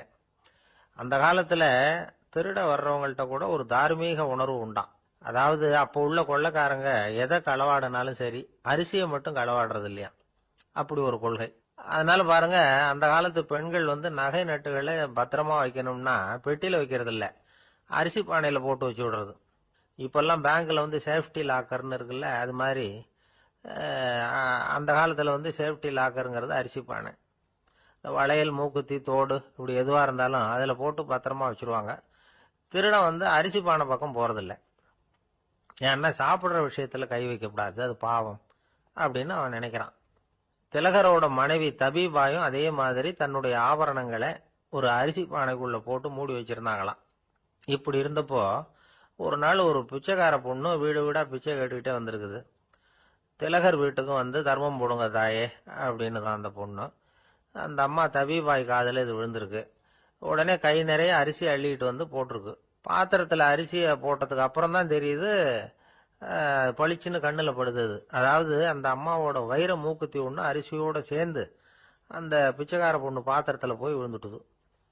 இந்த அம்மாவுக்கு மனசுக்குள்ள குழப்பம், என்ன இப்படி ஆயிட்டுதே, மூக்குத்தி போயிட்டுதே, பிச்சை பாத்திரத்துல இருந்து அதை எப்படி எடுக்கிறது அப்படின்னு தயக்கம். வாயை திறந்து அதை கேட்கறதுக்கும் கூச்சம். திண்ணையில உட்கார்ந்து இருந்த திலகர் இவ்வளவையும் பார்த்துக்கிட்டு இருக்கிறார். மனைவியின் மனசுக்குள்ள நடக்கிற மௌன போராட்டத்தை அவர் நல்லா புரிஞ்சுக்கிட்டாராம். மனைவியை பார்த்து சொன்னாராம், தபிபாய், இது தெய்வ சம்மதம். அவளுக்கு சேர வேண்டிய மூக்குத்தி அவகிட்ட போயிட்டுது. பிச்சை பாத்திரத்துல விழுந்த மூக்குத்தியை எடுக்க வேணாம் அப்படின்னாராம். சரின்னு சொல்லிவிட்டு மேற்கொண்டு எதுவும் சொல்லாம அந்த அம்மா வீட்டுக்குள்ள போயிட்டாங்களாம். இந்த காலத்துல எல்லாம் அது மாதிரி நடக்குமா? வெறும் அரிசியை போட்டுட்டு விவகாரம் பண்ணிட்டு இருக்க மாட்டோமா? ஒரு பெரிய மனுஷன் வீட்டுக்கு ஒரு பிச்சைக்காரன் வந்தான். ஐயா, நாங்க பிச்சைக்காரங்கள்லாம் சேர்ந்து ஒரு சங்கம் வச்சிருக்கிறோம், அதுக்கு நிதி சேர்க்கிறோம், அதுக்கு ஒரு 100 ரூபா கொடுத்தீங்கன்னா எங்களுக்கு பெரிய உதவியா இருக்கும் அப்படின்னானா. அதெல்லாம் ஒன்றும் கொடுக்க முடியாது போ அப்படின்னாராம் அவரு. அப்படின்னா ஒரு 50 ரூபாயாவது கொடுங்களேன் அப்படின்னு இருக்கான். அதுவும் முடியாதுன்னு சொல்லிவிட்டார். 25 ரூபா அப்படின்னு இருக்கான். எதுவும் முடியாது அப்படின்னாராம். சரிங்க, இவ்வளவு பெரிய வீட்டுக்கு வெறுங்கையோட திரும்புறது நல்லா இருக்காது, அதனால சும்மா ஒரு 1 ரூபா மட்டுமாவது கொடுங்க அப்படின்னு இருக்கான் அவன். ஒரு பைசா கூட என்கிட்ட கிடையாது அப்படின்னு விட்டாரான் இவர். அப்படின்னா நீங்க ஒரு காரியம் பண்ணுங்களேன் அப்படின்னானா அவன். என்ன செய்யணும் அப்படின்னு இருக்கார். எங்க சங்கத்துல நீங்களும் ஒரு மெம்பரா சேர்ந்துருங்க அப்படின்னா. ஒரே ஒரு ஊர்ல ஒரு அம்மா இருந்தாங்க. அந்த அம்மாவுக்கு ஒரே ஒரு பிள்ளையாண்டான். அவனுக்கு ரொம்ப அக்கறையோட கல்யாணம் பண்ணி வச்சாங்க. கல்யாணம் முடிஞ்சதும் மருமக பொண்ணு வீட்டுக்கு சேர்ந்தது. அப்பாடா, என் கடமை முடிஞ்சது, இனிமே அக்கடான்னு எங்கேயாவது ஒரு மூலையில படுத்து கிடக்கலாம் அப்படின்னு நினைச்சாங்க அந்த அம்மா. ஆனா நினைக்கிறபடி எங்க நடக்குது? அதுக்கப்புறம் தான் பிரச்சனையே ஆரம்பமாச்சு. மருமகள் குணம் சரியில்லை, ஒரு மாதிரி. அந்த பொண்ணு வீட்டுக்கு வந்ததுமே முதல் வேலையா மாமியாரை பார்த்து, அதுதான் நான் வந்துட்டேன்ல, இனிமே உங்களுக்கு என்ன வேலைங்க, புறப்பட வேண்டியது தானே, காசி ராமேஸ்வரம்னு எங்கேயாவது போங்க அப்படின்னுட்டு தான். மாமியாரை பார்த்தாங்க, கொஞ்சம் யோசனை பண்ணாங்க. இந்த பாருமா, நீ இப்படி சொல்றதுக்கு முன்னாடியே வீட்டை விட்டு புறப்படணுங்கிற முடிவுக்கு நான் வந்துட்டேன். வீட்டை மட்டும் இல்ல, இந்த உலகத்தை விட்டே கூட போறதுக்கு தயாரா இருக்கிறேன். ஆனா ஒரே ஒரு விஷயத்துக்காக என் உயிரை கையில பிடிச்சிக்கிட்டு இருக்கிறேன் அப்படின்னாங்களாம். என்ன விஷயம்னு கேட்டது இந்த மருமக பொண்ணு. வேற ஒண்ணும் இல்ல, என் பிள்ளைக்கு கல்யாணம் பண்ணி வச்சுட்டேன். ஒரு பேர புள்ள பிறந்து அதை என் கண்ணால பாத்துட்டேன்னா நான் எங்க வேணும்னாலும் போறதுக்கு தயாரா இருக்கிறேன் அப்படின்னாங்களாம் அந்த மாமியார். மாமியார் இப்படி சொல்றதுலயும் நியாயம் இருக்கிறதாக பட்டுது அந்த பொண்ணுக்கு. சரி, அப்படியே இருந்து பார்த்துட்டு போகலாம் அப்படின்னு அனுமதி கொடுத்தது. கொஞ்ச காலத்துல ஒரு பேரன் பிறந்தான். அந்த அம்மாவும் பேரனை கண்ணால பார்த்துட்டாங்க. சரி, பேரனை பார்த்தாச்சுல்ல, இனிமே புறப்பட வேண்டியது தானே அப்படின்னது மருமக பொண்ணு. மாமியார் பார்த்தாங்க, நீ சொல்றது சரிதாம்மா, அதுல ஒன்றும் தப்பு இல்லை. என்னோட பேரன் உங்களை அம்மா அப்பான்னு கூப்பிடுறத என் காது குளிர கேட்டுட்டு போயிடுறேனே அப்படின்னாங்களாம். சரி, அந்த ஆசையை நிறைவேறட்டும் அப்படின்னு காத்துக்கிட்டு இருந்தாங்க. பேரன் வளர்ந்தான், நடந்தான், பள்ளிக்கூடம் போனா, பெரியவனானா. மருமக பொண்ணு மறுபடியும் மாமியாரை விரட்ட ஆரம்பிச்சுட்டுது, இன்னும் புறப்படலையான்னு. இதை பாருமா, இது வரைக்கும் இருந்தது இருந்துட்டேன். பேரனோட கல்யாணத்தையும் கண்ணால் பார்த்தாதான் இந்த கட்டை வேகும் போல இருக்குது அப்படின்னு சொல்லி ஒரு மாதிரியாக பேச ஆரம்பித்தாங்க. இதுவும் நியாயமான ஆசையாக தான் படுது அப்படின்னு அது யோசிச்சிருக்கு அந்த பொண்ணு. சரின்னு அதுக்கும் ஒத்துக்கிட்டது. உடனே பேரனுடைய கல்யாணமும் முடிஞ்சது ஒரு வழியா. இனிமே ஒரு நொடி கூட இங்கே இருக்கக்கூடாது, புறப்படுங்க அப்படின்னு மாமியாரை விரட்டிச்சான் அந்த பொண்ணு. இப்போ அந்த மாமியார் தன்னோட மருமகளை பார்த்து சொல்கிறாங்க, இதோ கிளம்பிட்டேம்மா, என் மூட்டை முடிச்செல்லாம் கட்டிக்கிட்டேன், புறப்பட்டுட்டேன். அப்படியே நீயும் உன் துணிமணிகளை மூட்டை கட்டிக்கிட்டு கிளம்பிடும், என்னோட சேர்ந்து 2 பேருமா சேர்ந்து போயிடலாம் அப்படின்னாங்களாம். அந்த பொண்ணு முழிக்குது. முழிக்காதே, உனக்கும் ஒரு மருமக வந்துட்டா, இனிமேல் நீயும் ஒரு மாமியார் தானே, உனக்கும் இனிமேல் இங்கே வேலை இல்லை, புறப்படு அப்படின்னாங்களாம். அப்போ தான் அந்த பொண்ணு சிந்திக்க ஆரம்பிச்சுதான், தன்னோட தவறு புரிஞ்சுதான். இந்த தகவலை கேட்டுட்டு இருக்கிற மருமகள்லாம் இதை பற்றி கொஞ்சம் யோசிச்சு பார்க்கணுங்கிறதுக்காகத்தான் இதை சொல்கிறோம் மாமியார்கள் சார்பாக. கொஞ்ச நாளைக்கு முன்னாடி ஒரு பொண்ணை பார்த்து பேசுகிற சந்தர்ப்பம் கிடைச்சிது ஒரு கல்யாண வீட்டில். அந்த பொண்ணு சொல்லிச்சு, சார் எனக்கு கல்யாணம் ஆகி 15 வருஷம் ஆகுது, நான் மாமியார்கிட்ட சண்டை போட்டதே இல்லை அப்படின்னு ரொம்ப அடக்கமாக சொல்லிச்சு. அது எப்படிம்மா சாத்தியமாச்சுன்னு கேட்டோம். எனக்கு கல்யாணம் ஆகி 15 வருஷம்தான் ஆச்சு, ஆனால் என் மாமியார் செத்து போய் 20 வருஷத்துக்கு மேலே ஆயிட்டுது அப்படின்னுது. ஒரு ஆளை அடையாளம் கண்டுபிடிக்கணும்னா அதுக்கு சுலபமான வழி என்ன? முகத்தை பார்த்து கண்டுபிடிக்கிறது தான். ஆனால் மனுஷன் தப்பு பண்ண ஆரம்பிக்கும் பொழுது அவனை கண்டுபிடிக்கிறதுக்கு வேற வழிகளை தான் கையாள வேண்டியிருக்கு. கைரேகை அதுக்கு ரொம்ப உபயோகப்படுது. கைரேகைகள் ஒருத்தருக்கு இருக்கிறது மாதிரி இன்னொருத்தருக்கு இருக்கிறது இல்லை. பல் வரிசையும் அப்படிதான். ஏமாத்துறவங்க அதிகமாக போனால் இருக்கிறவங்க எச்சரிக்கையாக இருக்க வேண்டியிருக்குது. பயோமெட்ரிக்ஸ் அப்படிங்கிறது ஒரு பெரிய தொழில்நுட்பம். இதை உபயோகப்படுத்தி சில பாதுகாப்பு உத்திகளை எல்லாம் உருவாக்கி இருக்கிறாங்க அமெரிக்காவில். வீட்டுக்கு சொந்தக்காரர் குரல் கொடுத்தா கதவு திறக்கும், அல்லது அவர் கை வச்சா கதவு திறக்கும். மற்றவங்க யார் என்ன பண்ணாலும் கதவு திறக்காது. இது ஒரு முறை. அவரோட குரல் அல்லது கைரேகை ஒரு எலக்ட்ரானிக் சாதனத்தில் ஏற்கனவே பதிவு பண்ணப்பட்டிருக்கும். இவர் குரல் கொடுக்கறப்போ அல்லது கையை வைக்கிறப்போ அதை ஒப்பிட்டு பார்த்து சரியா இருந்தா கதவு திறக்கிறது மாதிரி ஒரு ஏற்பாடு. இதே மாதிரி ஒருத்தரோட விழித்திரையில உள்ள இரத்த குழாய் அமைப்பு பாருங்க, அது கூட ஒருத்தருக்கு இருக்கிறது மாதிரி இன்னொருத்தருக்கு இருக்கிறது இல்லை. அதனால அதை வச்சு அடையாளம் கண்டுபிடிக்கக்கூடிய சாதனங்களும் இப்போ பழக்கத்துக்கு வந்தாச்சு. கைரேகையை ஒப்பிடுற சாதனத்தை விட விழித்திரை இரத்த குழாய் அமைப்பை அடையாளம் காணுற சாதனம் இருக்கு பாருங்க, இது ரொம்ப நுட்பமானது. இது நம்ப தகுந்தது. ஒரு ஆளை அடையாளம் கண்டுபிடிக்கிறதுக்கு இது எடுத்துக்கிற நேரம் 1 வினாடி தான். ஒரு கருவி இருக்கும், அதுல உள்ள ஒரு சிறு துளையில கண்ணை வச்சு பார்க்கணும். உடனே இந்த சாதனம் குறைந்த சக்தி உள்ள இந்த அகசிவப்பு ஒளியை பாய்ச்சி அவரது விழித்திரையின் இரத்த குழாயை ஆராய்ச்சி பண்ணி ஏற்கனவே அதோட நினைவு பெட்டகத்துல பதிவு பண்ணி வச்சிருக்கிறோமே அந்த அமைப்புகளோட இதை ஒப்பிட்டு பார்த்து சரியான ஆள் தானா இல்லையா அப்படின்னு அடையாளம் காட்டிவிடும். குரலை வச்சு அடையாளம் கண்டுபிடிக்கிறதும் இந்த பயோமெட்ரிக்ஸ் முறைகள்ல ஒண்ணு. ஒரு நபரோட குரல்ல டிஜிட்டல் குறியீடுகளை மாற்றி பதிவு பண்ணிக்கிட்டு மீண்டும் அதே குரலை இனம் காணக்கூடிய சாதனங்கள் ஏற்கனவே அமெரிக்காவில எல்லாம் விற்பனைக்கு வந்தாச்சு. ஒரு ஆளுக்கு ஜலதோஷம் பிடிச்சிருந்தா கூட அந்த சாதனம் சரியாவே கண்டுபிடிச்சிருமா. குரலை மாற்றி பேசுறவங்க கூட இந்த கருவியை ஏமாற்ற முடியாது. இதை ஆஸ்பத்திரிகள், வங்கிகள்ல உள்ள இரும்பு பெட்டக காப்பறைகள் இங்கெல்லாம் உபயோகப்படுத்தலாம். குழந்தைகள் உள்ள இடங்களுக்கு இது ரொம்ப உபயோகப்படும். கதவு பூட்டிக்கிட்டுதுன்னு வச்சுக்கோங்க, கதவை திறக்கிறதுக்கு சாவி உபயோகப்படுத்த தெரியாத குழந்தைகள் குரல் எழுப்பிய கதவை திறந்துட முடியும். எதிர்காலத்தில் இந்த பயோமெட்ரிக்ஸ் முறை இன்னும் பல ஆச்சரியங்களை ஏற்படுத்தும் அப்படின்னு எதிர்பார்க்கறாங்க. ஸ்டியரிங்கை தொட்டதுமே காரு ஸ்டார்ட் ஆயிடும், சாவி வேண்டியதில்லை. காரு சொந்தக்காரர் தொட்டாதான் ஸ்டார்ட் ஆகும், வேற யாராவது தொட்டா ஸ்டார்ட் ஆகாது. ஒரு மனுஷனோட நடை, அவர் டைப்ரைட்டரை தொடுகிற விதம், இதையெல்லாம் வச்சு கூட ஆளை அடையாளம் காணக்கூடிய தொழில்நுட்பம் வரலாம். என்னதான் தொழில்நுட்பம் வளரட்டும், குடும்பத்துக்குள்ள நடக்கிற திருட்டுகளை கண்டுபிடிக்கிறது ரொம்ப கஷ்டம். ஒரு வீட்டுல பெட்டியில இருந்த பணம் காணாம போச்சு, வீட்டுக்காரரோ அல்லது பையனோ தான் எடுத்திருக்கணும். பெட்டியை திறந்து பார்த்தா அந்த வீட்டுக்காரம்மா, இதுல இருந்து பணத்தை எடுத்தது நிச்சயமா என் வீட்டுக்காரர் தான் அப்படின்னு சொல்ல முடியல அவங்களால. யோசிச்சாங்க. என்னம்மா இப்படி யோசிக்கிறீங்களேன்னு கேட்டிருக்காங்க. நிச்சயமா இந்த பணத்தை எடுத்தது என் வீட்டுக்காரர் இல்லை அப்படின்னு உறுதியா சொல்லிவிட்டாங்க அந்த அம்மா. இது கேட்டவங்களுக்கு ரொம்ப ஆச்சரியமா இருந்தது. அந்த வீட்டுக்காரருக்கு அது ரொம்ப பெருமையா இருந்தது. அது எப்படி அவ்வளவு கரெக்டா சொல்றீங்க அப்படின்னு கேட்டிருக்கிறாங்க. அப்போ அந்த அம்மா சொல்லிச்சான், பெட்டியில வந்து இன்னும் கொஞ்சம் பணம் மிச்சம் இருக்குது. இவர் எடுத்திருந்தாருன்னா அப்படி மிச்சம் வச்சிருக்க மாட்டார். அதனால தான் அப்படி சொன்னேன் அப்படின்னாங்க. எனக்கு வாழ்க்கையே வெறுத்து போச்சு சார் அப்படின்னு சொல்லிட்டு ஒருத்தர் வந்தார். வந்து கொஞ்ச நேரம் பேசினதுக்கு அப்புறம் அவர் அப்படி சொல்லியிருந்தா அதுல ஒரு அர்த்தம் இருந்திருக்கும். வர்றதுக்கு முன்னாடியே வாழ்க்கை வெறுத்து போச்சுன்னு சொல்லிட்டு வர்றார். என்ன சார் விஷயம்னு விசாரிச்சோம். எங்க வீட்டுல தினம் 3 வேளையும் ஒரே மாதிரி சாப்பாடு சார், வித்தியாசமே கிடையாது. இப்படியே 3 மாசமா சாப்பிட்டுக்கிட்டு இருக்கிறேன். அதை விட பட்டினி கிடந்து செத்துடலாம்னு தோணுது அப்படின்னார். ஒரு பெரியவர் சொன்ன தத்துவத்தை சொல்றதுக்கு ஆள் கிடைக்காம தவிச்சுக்கிட்டு இருந்தோம். இப்போ ஒருத்தர் கிடைச்சிட்டார், விட்டுலாமா? உடனே அவரை உட்கார வச்சு சொல்ல ஆரம்பிச்சிட்டோம். அதாவது நாம அனுபவிக்கிற உணர்வுகள்ல களிப்பு, மகிழ்வு, ஆனந்தம், இது 3க்கும் ஒண்ணுக்கு ஒண்ணு வித்தியாசம் உண்டு. மேம்போக்கா பாக்கிறதுக்கு இது 3 ஒண்ணு மாதிரி தோணும். ஆனா அது அப்படி இல்லை. களிப்புங்கிறது உடம்ப பொறுத்தது, மகிழ்வுங்கிறது மனசை பொறுத்தது, ஆனந்தம்ங்கிறது ஆன்மாவை பொறுத்தது.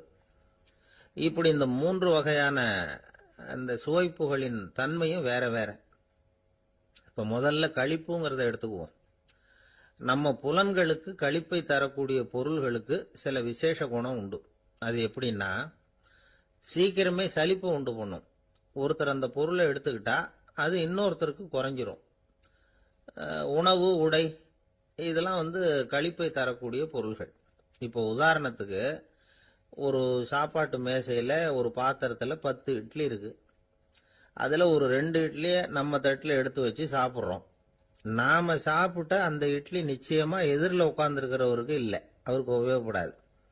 நாம சாப்பிட்ட அதே இட்லியை அவரும் சாப்பிட முடியாது, அவர் வேறதான் எடுத்து வச்சுக்கணும். அது மாதிரி நாம ஒரு சட்டையை எடுத்து போட்டுக்கிறோம், அதே சட்டையை அதே நேரத்தில் இன்னொருத்தர் போட்டுக்க முடியாது. புலன்களுக்கு களிப்பை தரக்கூடிய இது மாதிரி பொருள்கள்லாம் முதல் தடவை நமக்கு கொடுக்கிற களிப்பை 2வது தடவையும் கொடுக்காது.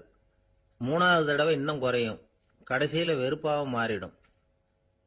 ஒவ்வொன்னா இட்லியை தொடர்ந்து சாப்பிட்றோம்னு வச்சுக்கோங்க, முதல் இட்லி தரக்கூடிய சுவையை 30வது இட்லி தராது. முதல் தடவை புது சட்டையை போட்டுக்கிறப்ப நமக்கு இருக்கிற களிப்பு அதே சட்டையை வந்து 100வது தடவையா போட்டுக்கிறோம்னு வைங்க, அப்ப இருக்குமா? இருக்காது. இதுதான் களிப்பு. அதாவது சீக்கிரமே சலிப்பை தரக்கூடியது.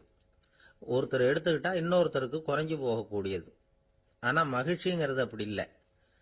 ஒருத்தர் அனுபவிக்கிறதுனால இன்னொருத்தருக்கு குறைஞ்சு போகாது. இப்ப காலையில சூரியன் உதயம் ஆகிறத பார்த்து சந்தோஷப்படுறோம், அதையே இன்னொருத்தரும் பார்த்து சந்தோஷப்படலாம்.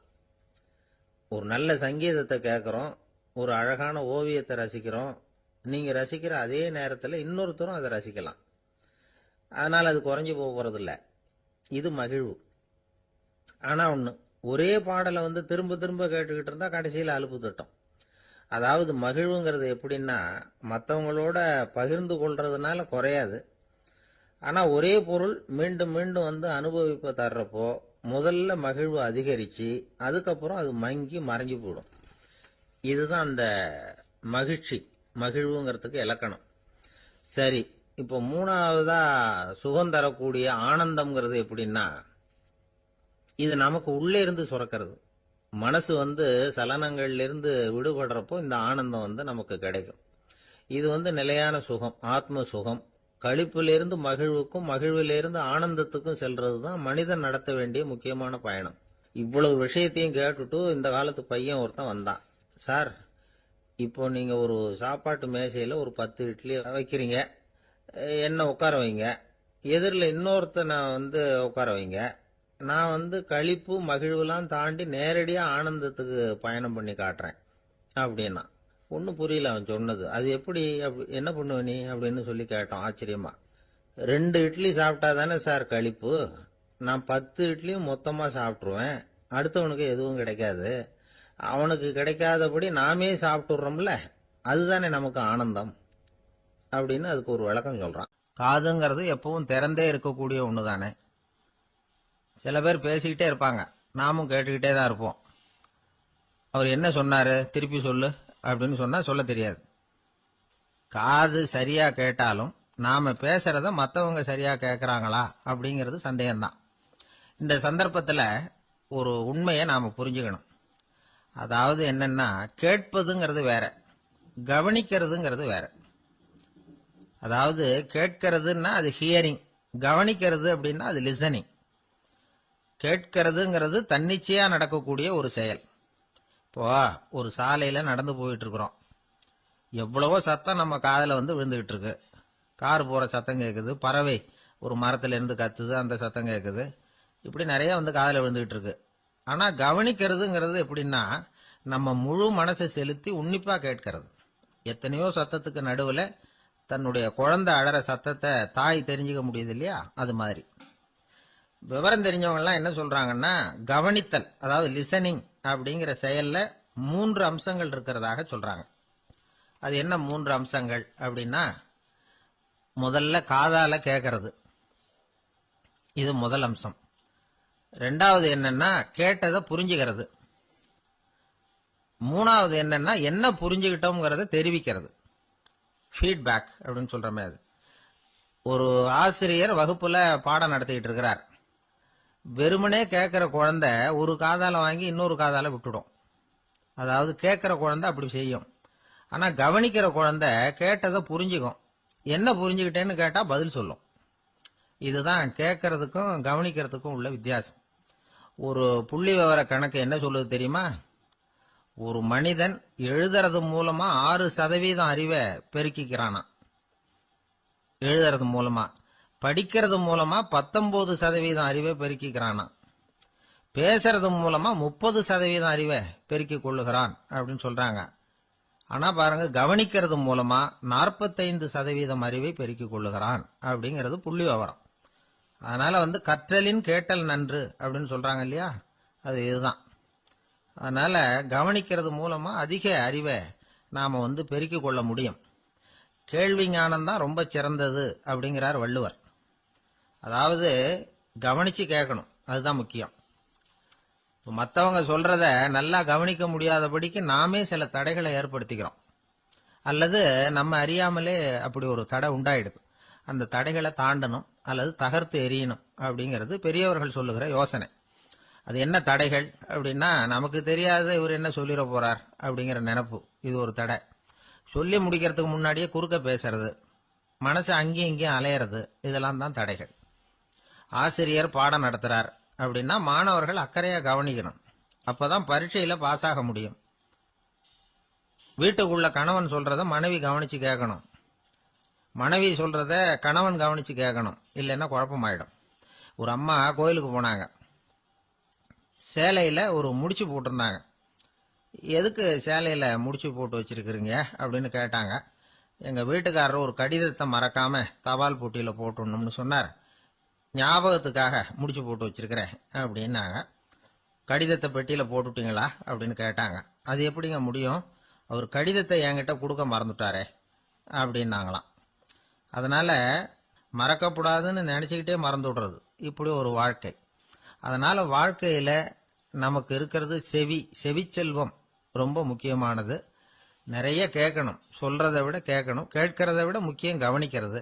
அப்படி கவனிக்கிறது மூலமா நம்முடைய வாழ்க்கையில வெற்றி பெறணும். அங்க நபிகள் நாயகம் உட்கார்ந்திருக்கிறார். அந்த சமயம் அம்மா அங்க வர்றாங்க. அவங்க கையில திராட்சை பழ கொத்து, அதை கொண்டுகிட்டு நபிகள் கிட்ட கொடுக்கறாங்க. சாப்பிடுங்க அப்படின்னு சொல்லி ரொம்ப அன்பா வேண்டிக்கிறாங்க. நபிகள் நாயகமும் ரொம்ப பிரியமா அதை வாங்கிட்டார். அதுக்கப்புறம் அதை சாப்பிட ஆரம்பிச்சார். நபிகள் நாயகம் மதீனாவில் தங்கி இருந்தப்போ இது மாதிரி நிறைய பேர் பழங்களையும் தின்பண்டங்களையும் கொண்டுட்டு கொடுக்கறது வழக்கம். நபிகள் நாயகம் என்ன பண்ணுவார்னா, அதையெல்லாம் வாங்குவார். உடனே பக்கத்தில் இருக்கிற தோழர்கள் எல்லாருக்கும் பகிர்ந்து கொடுப்பார், தானும் சாப்பிடுவார். இதுதான் எப்போதும் வழக்கம். ஆனா இந்த தடவை என்னாச்சு தெரியுமா, அவர் அப்படி பண்ணல. ஒவ்வொரு பழமா எடுத்து தானே சாப்பிட்டுக்கிட்டு இருக்கிறார். அவர் விருப்பமா சாப்பிடுகிற காட்சியை ஆசை தீர பார்த்துக்கிட்டு இருந்தாங்க அந்த வயசான அம்மா, அந்த பழத்தை கொடுத்தவங்க. அவங்களுக்கு ரொம்ப மகிழ்ச்சியா இருந்தது, மன நிறைவா இருந்தது. நாம ஆசையா கொண்டுகிட்டு கொடுக்கிற பழத்தை நபிகள் நாயகம் இவ்வளவு பிரியமா சாப்பிடுறாரே அப்படின்னு நினைச்சு ரொம்ப சந்தோஷப்பட்டாங்க. அதுக்கப்புறம் அங்கிருந்து அவங்க புறப்பட்டு போயிட்டாங்க. இந்த அம்மா போனதுக்கு அப்புறம் பக்கத்துல இருந்த தோழர்கள் பேச ஆரம்பிச்சாங்க. ஏன்னா அவங்களுக்கு சந்தேகம், இன்னைக்கு வித்தியாசமா நடந்துகிட்டாரே அப்படின்னு. அண்ணலே, எது உங்களுக்கு வந்தாலும் எங்க எல்லாருக்கும் கொடுத்துட்டு தான் நீங்க சாப்பிடுவீங்க. இன்னைக்கு மட்டும் நீங்க அப்படி செய்யலையே, எல்லா பழத்தையும் நீங்களே சாப்பிட்டீங்களே, அதுக்கு என்ன காரணம் அப்படின்னு கேட்டாங்க. இப்படி கேட்கறதுனால நாயகம் அதை தப்பா புரிஞ்சுக்க மாட்டார் அப்படிங்கிறது அவங்களுக்கு தெரியும். யாரும் எதையும் அவர்கிட்ட கேட்கலாம், அப்படி கேட்கறதுக்கு உரிமை உண்டு. இந்த ஜனநாயக முறைகளுக்கு அவர்கள் கொடுத்த மரியாதை இது. தோழர்களின் கேள்விக்கு நபிகள் பதில் சொல்ல ஆரம்பிச்சார். நண்பர்களே, அந்த அம்மா ரொம்ப பிரியமா அந்த பழங்களை என்கிட்ட கொண்டுகிட்டு வந்து கொடுத்தாங்க. முதல்ல ஒரு பழத்தை எடுத்து வாயில போட்டு பார்த்தேன். அது ரொம்ப புளிப்பா இருந்தது, சாப்பிடுறது ரொம்ப கஷ்டம். உங்ககிட்ட யாருக்காவது அதை கொடுத்திருந்தா அதுல வாயில போட்டதும் புளிப்பு தாங்காம முகம் சுழிச்சிருப்பீங்க. அதை அந்த அம்மா பார்த்துட்டாங்கன்னா வருத்தப்பட்டிருப்பாங்க. ஆசையா கொண்டுகிட்டு வந்து நமக்கு கொடுத்துருக்குறாங்க. அவங்க அன்பான மனசை நோகடிக்கிறதுக்கு நான் விருப்பப்படலை. அதனால முகம் சுளிக்காம சாப்பிடணுமேங்கிறதுக்காகத்தான் அந்த பழங்கள் பூராவே நானே சாப்பிட்டுட்டேன் அப்படின்னு புன்முறுவலோட பதில் சொன்னாராம் நபிகள் நாயகம். இன்னொருத்தர் மனசு புண்படக்கூடாதுங்கிறதுக்காக புளிப்பையும் இனிப்பா ஏற்றுக்கொள்ளுகிற பண்பாடு இருக்கு பாருங்க, அது ஒரு பெரிய நாகரிகம். அது எல்லாருக்கும் சுலபமா வந்துடாது. நல்லா இருக்கிற பழத்தையே என்ன இவ்வளவு மோசமா இருக்கேன்னு சொல்லுகிறவர்கள் தான் நம்ம கிட்ட அதிகம். இந்த காலத்துல இல்வாழ்க்கையில இந்த நாகரிகத்தை சில பேர் கடைபிடிக்கிறது உண்டு. நல்லா இருக்க இல்லையோ முகம் சுளிக்காம சாப்பிட்டுருவாங்க. ஏன்னு கேட்டா, எதுக்காக சார் வீண் வம்பு, ஏதோ நமக்குன்னு கொடுத்து வச்சது அவ்வளவுதான் அப்படின்னு நினைச்சுக்கிட்டு போக வேண்டியது தானே அப்படிம்பாங்க. இவங்கெல்லாம் கூட ஒரு விதத்துல பண்பாடு தெரிஞ்சவர்கள் தான். இப்போ ஒரு ஆளு ஊரெல்லாம் சுத்தி விட்டு கடைசியில் அழுத்து போய் ஒரு ஹோட்டலுக்குள்ள நுழைஞ்சானான். ரொம்ப களைப்பா இருந்தது அவனுக்கு. அதனால ரொம்ப களைப்படைஞ்சு போய் ஒரு நாற்காலியில போய் உட்காந்துருக்கிறான். இவனை பார்த்ததும் சர்வர் ஓடி வந்தார். சார், உங்களுக்கு என்ன வேணும்னு கேட்டார். எனக்கு தேவை 2 தோசையும் கொஞ்சம் அன்பான வார்த்தைகளும் அப்படின்னா.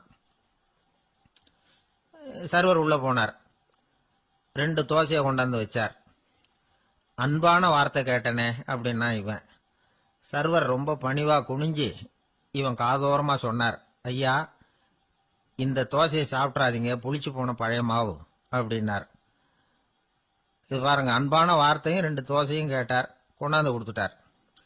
இப்படி இருக்கிறவர்களும் இன்றைய மனிதர்கள்ல அதிகம். அதனால மனிதர்கள் ஒவ்வொருத்தரும் ஒவ்வொரு விதம். நம்ம கிட்ட பிரியமா நடந்துகிறவர்கள் மனம் கோணும்படி நாம் நடந்து கொள்ளக்கூடாது அப்படிங்கிறது தான் நபிகள் நாயகம் அவருடைய செயல் மூலமா நமக்கு உணர்த்தி இருக்கிற வாழ்வியல் உண்மை. அவனுக்கு வயசாயிட்டுது, இந்த கவலை பயம் எல்லாமும் அதிகமாயிட்டுது. மரண பயம், ராத்திரியில சரியா தூங்க முடியல, இப்படி ஆயிட்டுது நிலைமை. அந்த அரசன் ஏற்கனவே எப்படின்னா போர்க்களங்கள்ல எத்தனையோ பேரை ஓட ஓட விரட்டி இருக்கிறான். இருந்தாலும் இப்ப அந்த துணிச்சல்லாம் எங்கேயோ போயிட்டுது. பேசாம படுத்திருக்கிறான். அப்படியே படுத்தாலும் தான் தூக்கம் வர மாட்டேங்குது. என்ன பண்ணலாம்னு யோசிச்சான் இந்த மன்னன். உடனே எல்லா அமைச்சர்களையும் கூப்பிட்டான். எனக்கு நிம்மதி இல்லை, எதை நினைச்சாலும் பயமா இருக்கு, எனக்கு ஒரு ஆலோசனை சொல்லுங்க அப்படின்னா. என்ன ஆலோசனை வேணும் அப்படின்னு சொல்லி கேட்டாங்க. எனக்கு ஒரு நெருக்கடியான சந்தர்ப்பம் ஏற்பட்டு போச்சுன்னு வச்சுக்கோங்க. அந்த நேரத்துல நீங்க யாருமே என் பக்கத்துல இல்ல ஆலோசனை சொல்றதுக்கு அப்படின்னா, அந்த சமயத்துல எனக்கு உபயோகப்படுற மாதிரி ஒரு வாசகம், பொன்மொழி ஏதாவது சொல்லுங்க. அத நான் என்னுடைய வைர மோதிரத்துக்கு அடியில பதிச்சு வச்சுக்கிறேன் அப்படின்னார். தேவைப்படுறப்போ உதவும் அப்படிங்கறதுனால.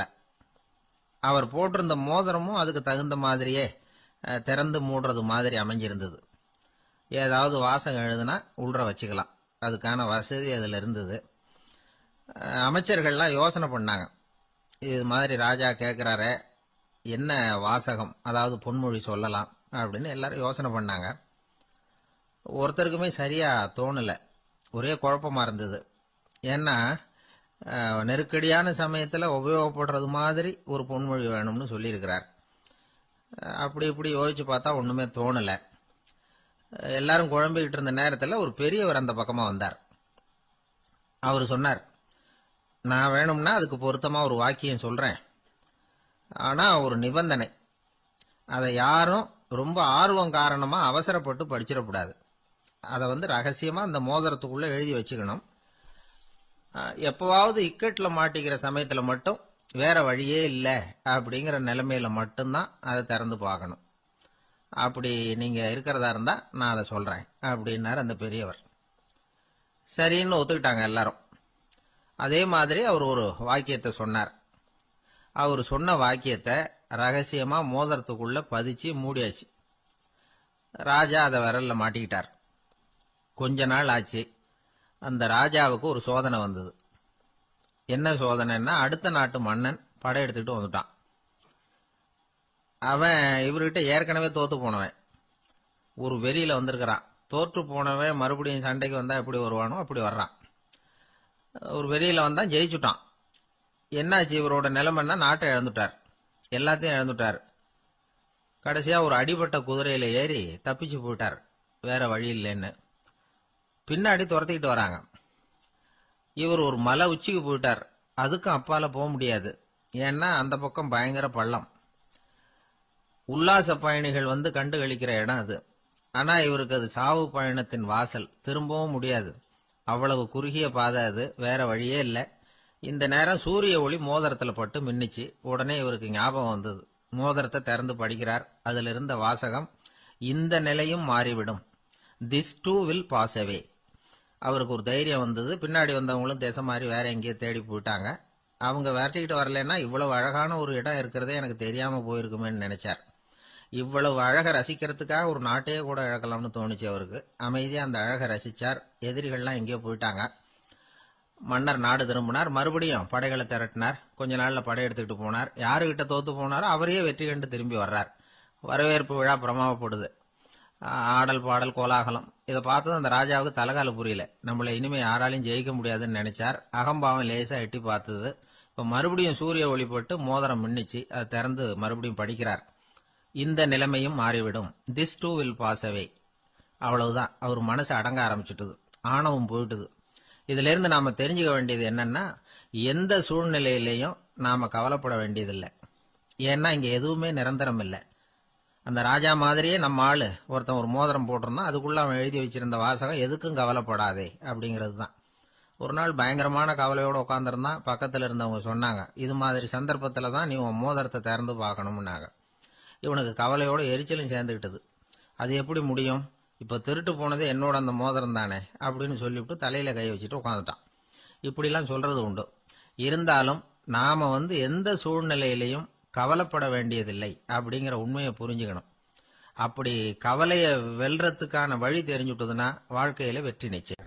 ஒருத்தர் வேகமா நடந்து போறார். கடத்தெருவுல ஒரு ஸ்வீட்டு கடையை பாக்குறார். உடனே சடன் பிரேக் போட்டது மாதிரி நிக்கிறார். ஒரு ஸ்வீட் வாங்கி சாப்பிடலாமேன்னு மனசு சொல்லுது. டாக்டர் வேணாம்னு சொல்லியிருக்கிறார், உடம்புக்கு ஒத்துக்காது, அதனால அது வேணாம்னு சொல்லுது அறிவு. இவர் மனசு சொல்றத கேட்கல, அறிவு சொல்றபடி கேட்கிறார். அதனால மறுபடியும் வேகமா அங்கிருந்து நடந்து போயிடுறார். அவர் நல்ல மனுஷன். மனுஷனுக்கு அறிவும் இருக்குது, உணர்ச்சியும் இருக்குது. எதுக்கு எடுத்தாலும் உணர்ச்சி வசப்பட்டுக்கிட்டு இருக்கக்கூடாது. அறிவு வசத்துல நாம இருக்கணும். அப்பதான் நாம நல்லபடியா வாழ முடியும். இல்லைன்னா அவஸ்தை தான்.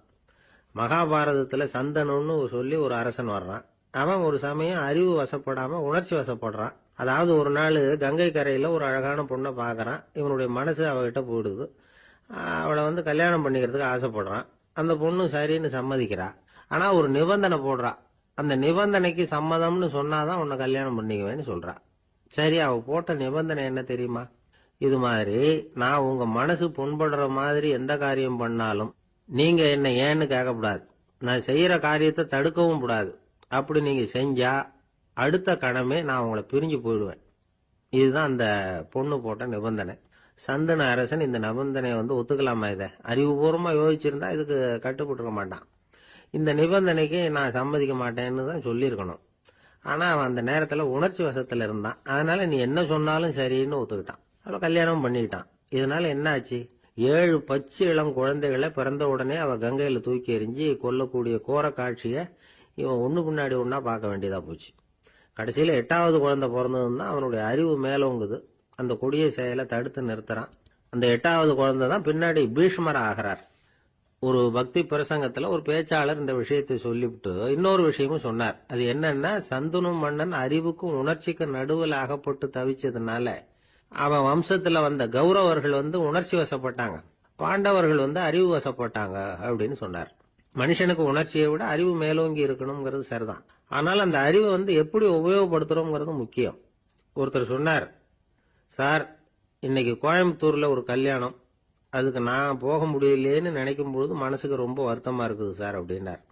ரொம்ப உணர்ச்சி வசப்பட்டார். அதுக்காக கவலைப்படாதீங்க சார், ஒரு வாழ்த்து தந்தி கொடுத்துருங்களேன் அப்படின்னார் இன்னொருத்தர். அது எப்படி சார் முடியும்னார் அவரு. நான் தானே சார் கல்யாண மாப்பிள்ளை அப்படிங்கிறார் அந்த ஆள். ஒரு பல்கலைக்கழகம், அங்க ஒரு இலக்கிய பேராசிரியர், அவர் பாடம் நடத்திட்டு இருந்தார். ராபர்ட் பிரௌனிங் எழுதிய கவிதைகளை பத்தி சொல்லிட்டு இருக்கிறார். மாணவர்களும் ரொம்ப அக்கறையா அதை கேட்டுக்கிட்டு இருக்கிறாங்க. ஒரு குறிப்பிட்ட கவிதையை பத்தி சொல்லும் பொழுது அந்த பேராசிரியருக்கே ஒரு சந்தேகம். அதாவது அந்த கவிதையின் சரியான அர்த்தம் என்னங்கிறதுல சந்தேகம். பேராசிரியர் யோசனை பண்ணார். அந்த கவிதையை முழுசா புரிஞ்சுக்க முடியல. அதனால மாணவர்களை பார்த்து சொன்னார், மாணவர்களே ஒரு நாள் பொறுத்துங்க, இந்த கவிதையை எழுதின கவிஞர் எங்க வீட்டுக்கு பக்கத்துல தான் இருக்கிறார். இன்னைக்கு சாயந்தரம் நான் அவரை நேரிலேயே போய் பார்க்கறேன், பார்த்து இதுக்கு என்னங்க அர்த்தம்னு கேட்டுட்டு வந்துடுறேன், அதுக்கப்புறம் உங்ககிட்ட சொல்றேன் அப்படின்னாராம். அன்னைக்கு சாயந்தரமே அந்த பேராசிரியர் கவிஞரை தேடிக்கிட்டு போயிட்டார். கவிஞர் அவங்க வீட்டில் அவர் பாட்டு உட்காந்துருந்தாராம்.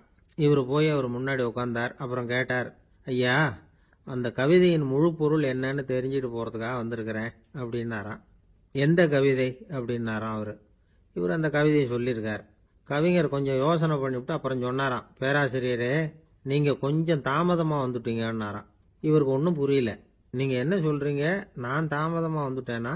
நீங்க தான் உயிரோடு இருக்கிறீங்களே, அப்படி இருக்கும்பொழுது நான் தாமதமா வந்துட்டேன்னா அது எப்படி அப்படின்னு இவர் குழம்பி இருக்கிறார்.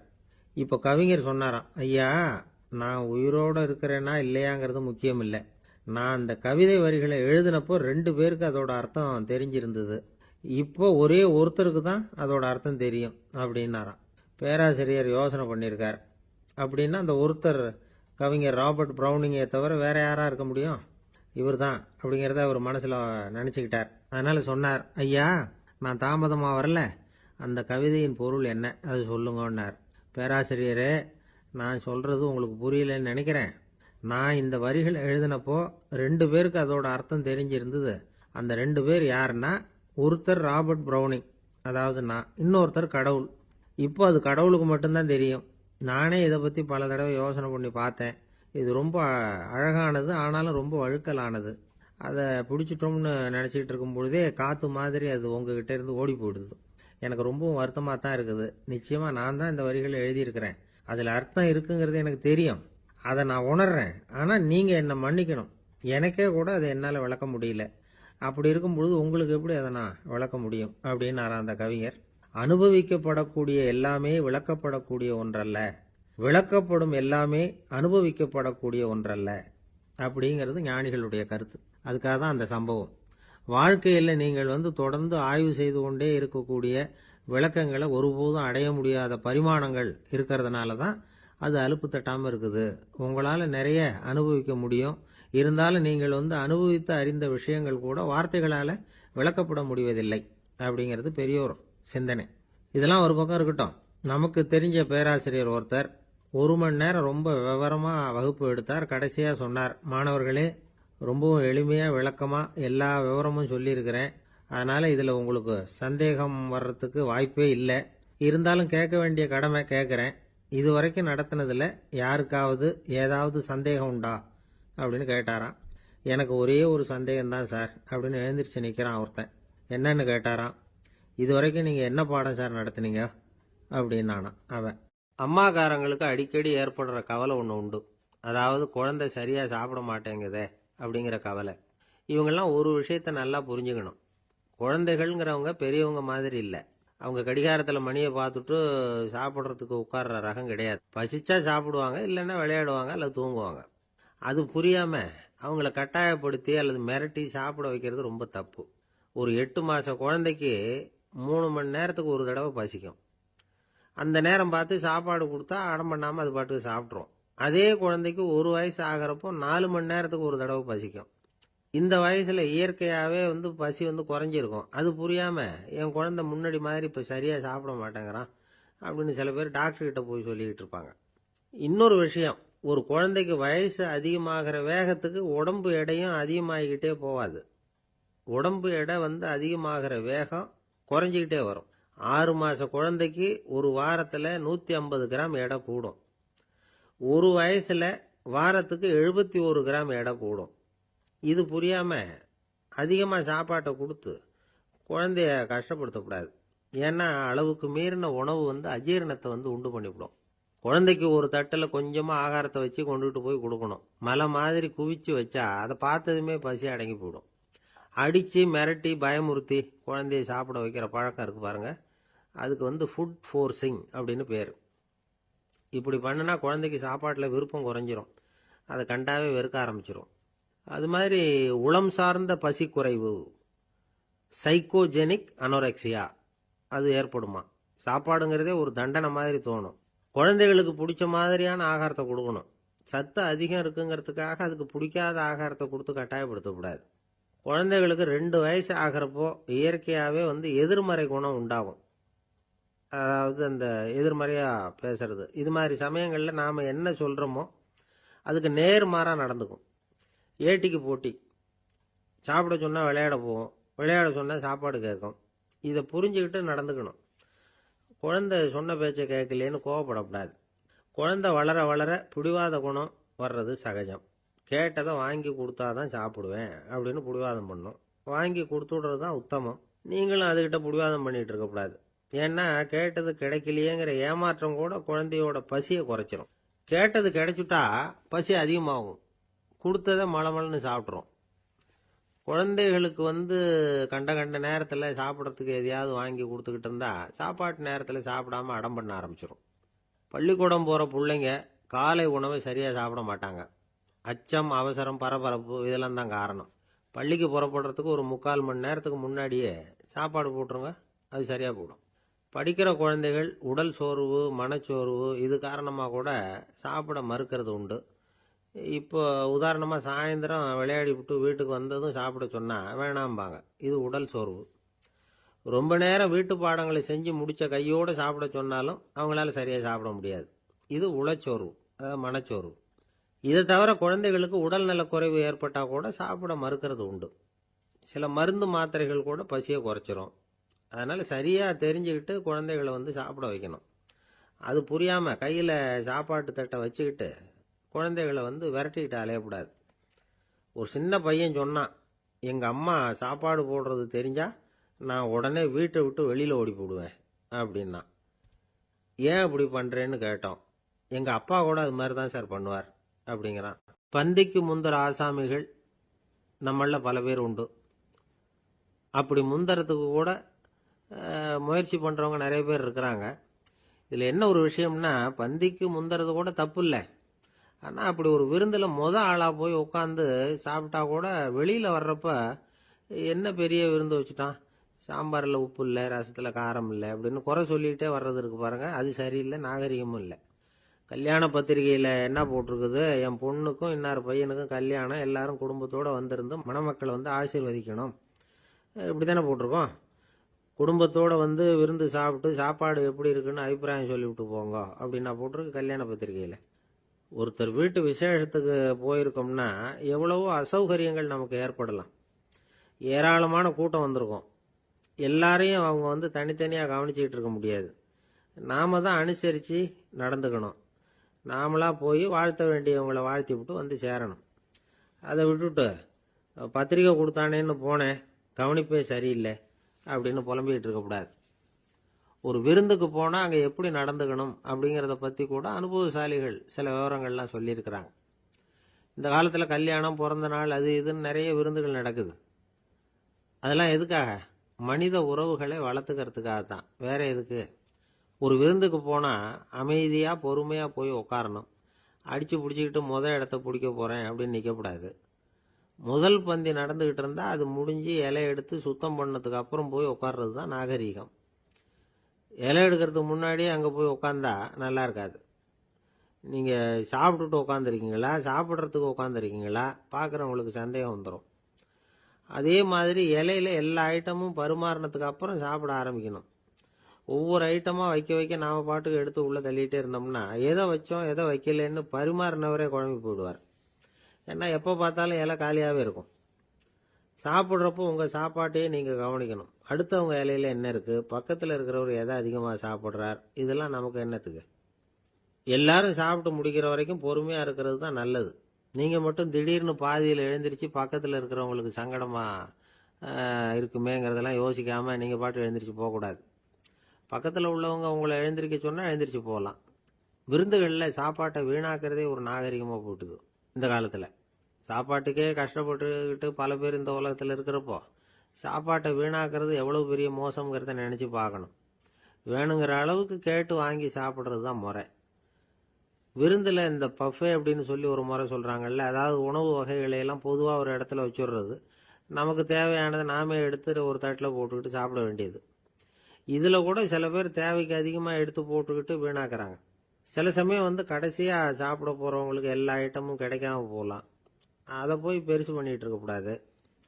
என்ன சார் இந்த அளவுக்கு கூடவா நாகரிகம் தெரியாமல் இருக்கிறோம், இதை போய் பெருசாக சொல்ல வந்துட்டீங்களே அப்படின்னு நினைக்கலாம். ஒருத்தர் 2 பேருக்கு இந்த விவரம் தேவைப்படலாம். அவங்க காதலையும் இது விழட்டுமேங்கிறதுக்காக தான் இது. ஒரு பெரிய கல்யாண விருந்து நடந்துகிட்டு இருந்தது.